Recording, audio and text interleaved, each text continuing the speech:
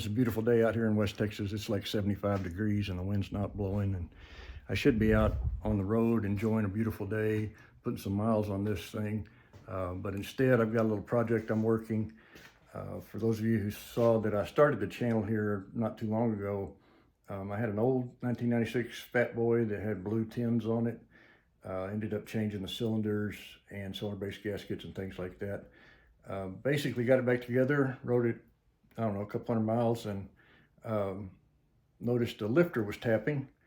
And when I had it apart, I noticed that the exhaust valve was leaking oil a little bit on both cylinder heads. So I decided to pull the cylinder heads off, and we're going to send those both off to zippers and get some valve work done, those heads rebuilt, surfaces redone, all that sort of stuff. Boost the compression just a little bit. And I ended up buying an Andrews EV27 camshaft. So before we talk about the camshaft, jumping back a little bit, I'm going to show you some high-speed versions of me when I originally changed the cylinders first time on this thing.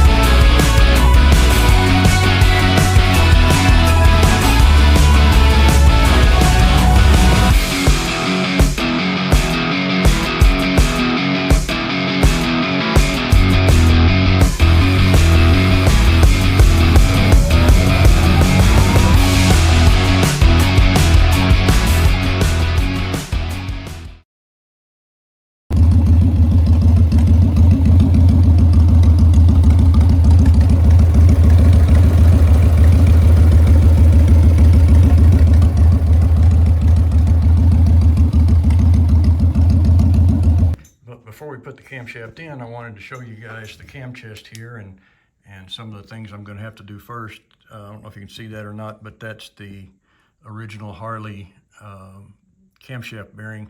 Everybody says to replace those when you put in a new camshaft, so that's what I'm about to do.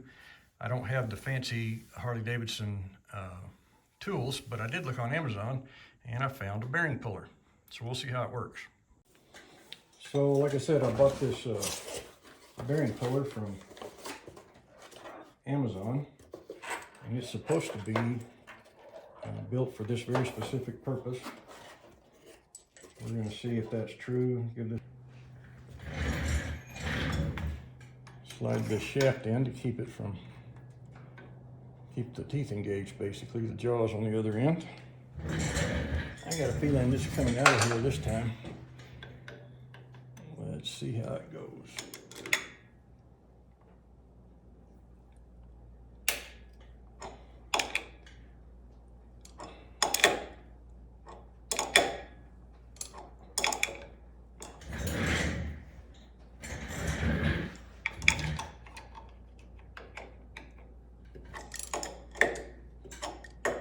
Well, it's coming a little at a time. If she winks, she'll give, as my daddy used to always tell me.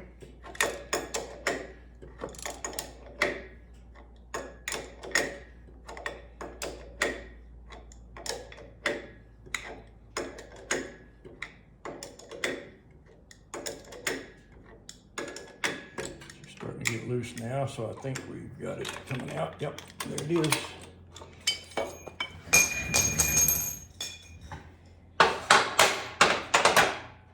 Sure enough, it's out of there. Now I've got a Fueling Parts Incorporated new bearing here we're going to install.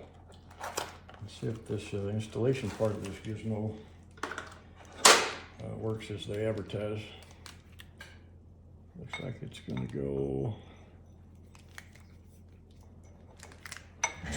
I'll show you the difference if you can see this. This is the original factory bearing, and you can tell there's a cage around those bearings. There's about half as many bearings as there are in this replacement bearing. You can see there's no cage. It's just basically all the bearings stacked in there on top of each other. So we're going to give that a shot, get it installed. Got kind of a flat end here with the logos on it, manufacturing markings, and then we've got a round edge here. I'm going to use that round edge in thinking it's probably the one that's easier to press into place. I've got a little fitting here, a little guide to keep that going straight, and this piece on the end here to hold all that together. See, that's gonna unscrew there. I'm gonna take this back off.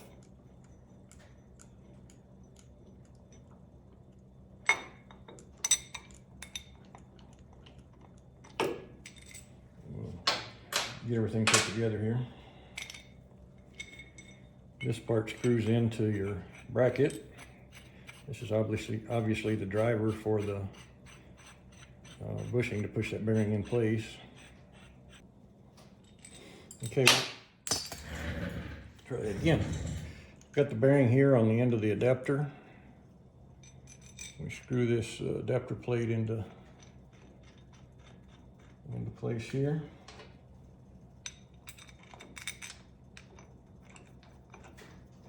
We'll see how this goes. Like I said, I got it off of Amazon, so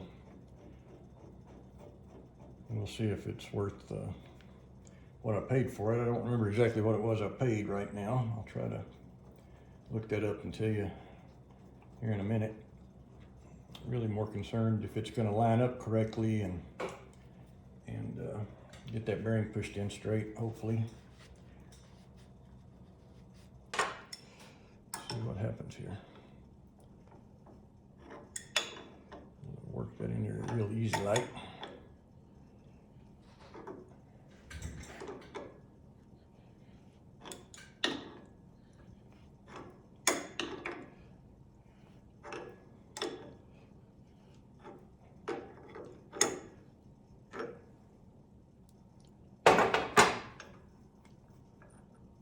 It's actually moving in there pretty easily, so I'm going to say we're doing pretty good.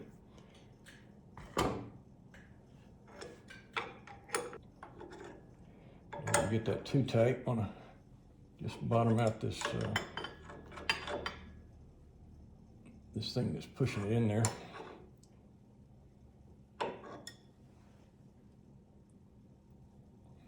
I don't think we're quite flush yet. Back that out and see how we're doing.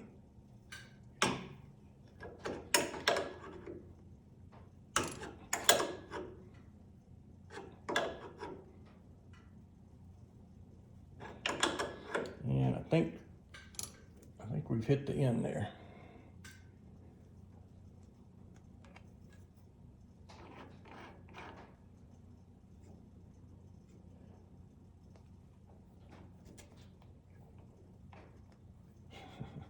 Well, I can't get my finger in there to see or to feel how flush that bearing is, so I'm going to have to work this part off again and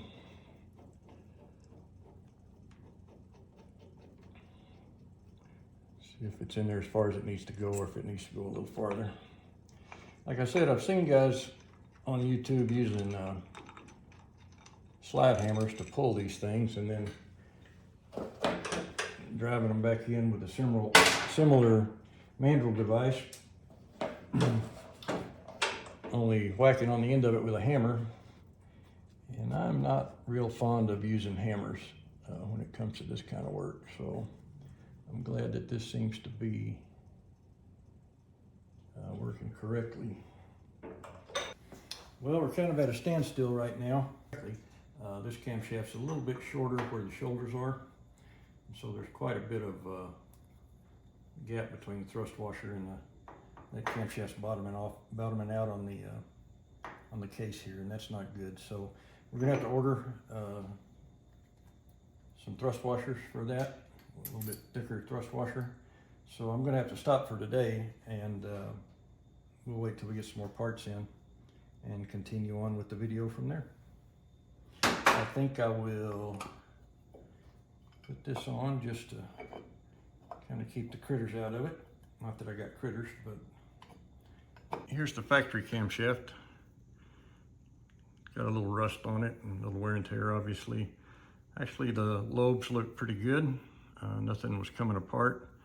I had a lifter tapping, which I think it meant it was losing hydraulic pressure. That's why I ended up taking the thing apart.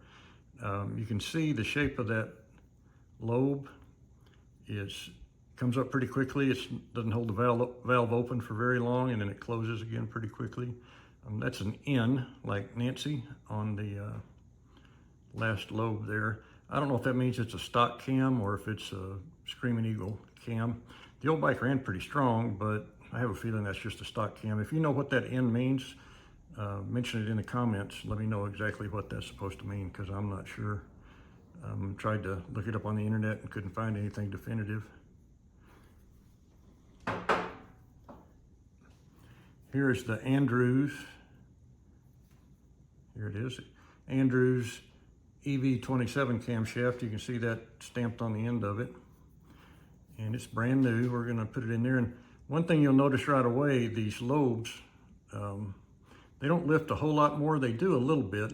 You'd have to get a micrometer to see the difference. It's just a few thousandths, but you can see that, man, those valves are gonna stay open for quite a bit longer in comparison to that original camshaft that was in the engine. So hopefully this will increase some performance.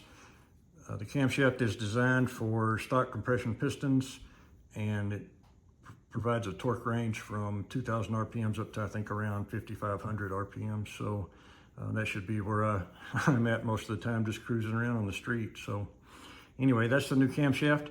When we get some thrust washers in place to get a proper shim on that, then we'll get this installed and we'll start another video. Well, hey, thank you for hanging around.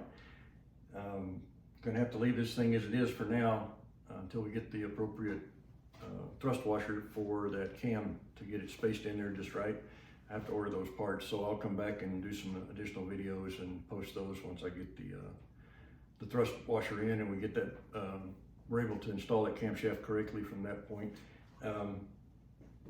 Like I said, we've had these jugs off before. I didn't overhaul the heads, so I was just trying to fix a cylinder base gasket leak.